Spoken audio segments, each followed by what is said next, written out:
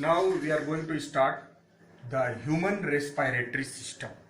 जैसा हमने आपको बता दिया कि लंग्स जो है मेन रेस्पिरेटरी ऑर्गन है, तो हम लोग अब ह्यूमन बींग्स का देखते हैं कि ह्यूमन रेस्पिरेटरी सिस्टम कैसे काम करेगा। The human respiratory system consist of two main parts.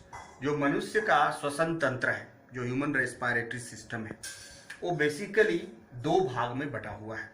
It consist of two main parts. The first part of the human respiratory system is the respiratory organs, and this respiratory organ is mainly lungs.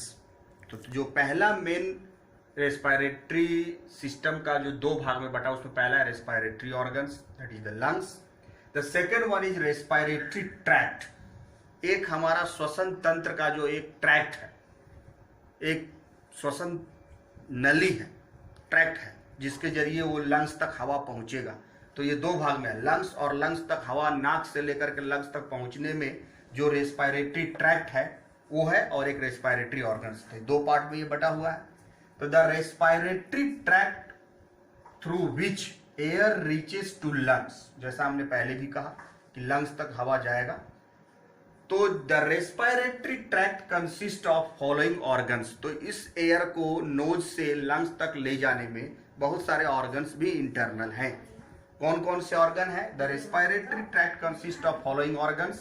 The first one is nostrils, second is nasal cavity, third is नेसोफेरिंग्स, fourth is लैरिंग्स और sound box और voice box उसको बोलते हैं.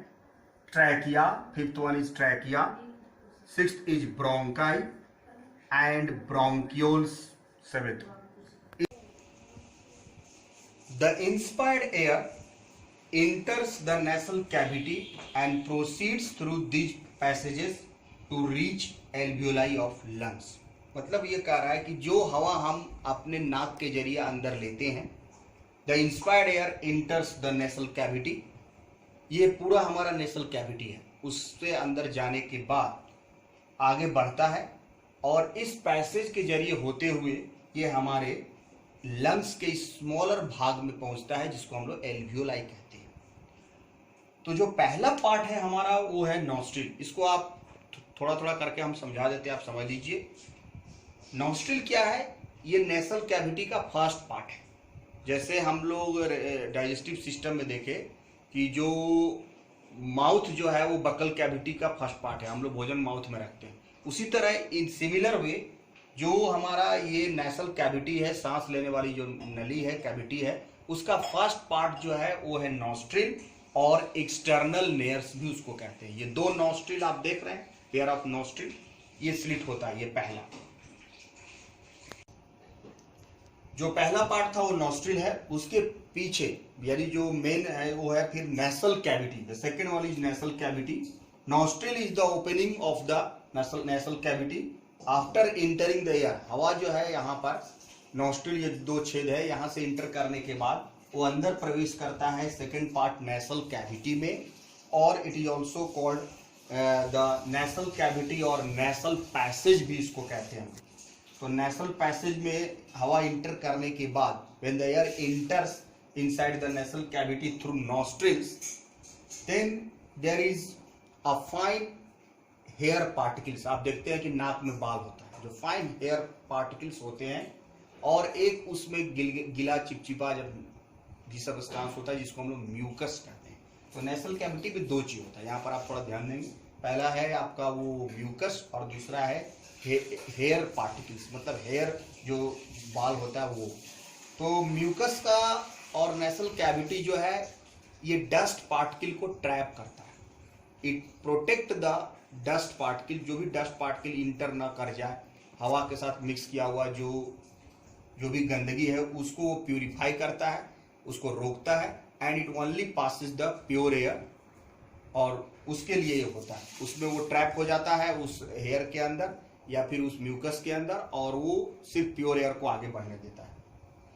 इसके बाद एक चीज यहाँ पर और है कि हम एवरी टाइम रेस्पिरेशन करते हैं.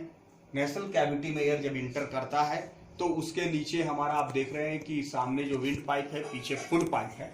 तो उस कंडीशन में हम देख रहे हैं कि हम जब भोजन लेते हैं, सोते हैं, हर समय हम जो है ऑक्सीजन लेते रहते हैं, रेस्पिरेशन होते रहता है, वो नाक से यहाँ पर फिर नीचे जो है नॉस्ट्रिल से होते हुए नेसल कैविटी से होते हुए नासोफेरिंक्स में वो आगे बढ़ता है। तो इस तरीके से यहाँ पर ऐसा बनाया हुआ है कि हमारा जो रेस्पिरेटरी सिस्टम का जो ये नेसल कैविटी के अंदर का जो हार्ड बोनी प्लेट से ये सेपरेट रहता है और हमारा फूड पाइप्स के जरिए, और एक हार्ड बोनी प्लेट होता है जो वहाँ पर ग्लॉटिस के बाद जो इपिग्लॉटिस होता है वो ढक देता है, ढक्कन लाइक स्ट्रक्चर है। और जब हम फूड लेते हैं तब भी सांस लेते हैं, लेकिन फूड जो है वो चला जाता है फूड पाइप पे, और एयर जो है वो नेसल कैविटी से होते हुए चला जाता है नासोफेरिंक्स में, वो चला जाएगा।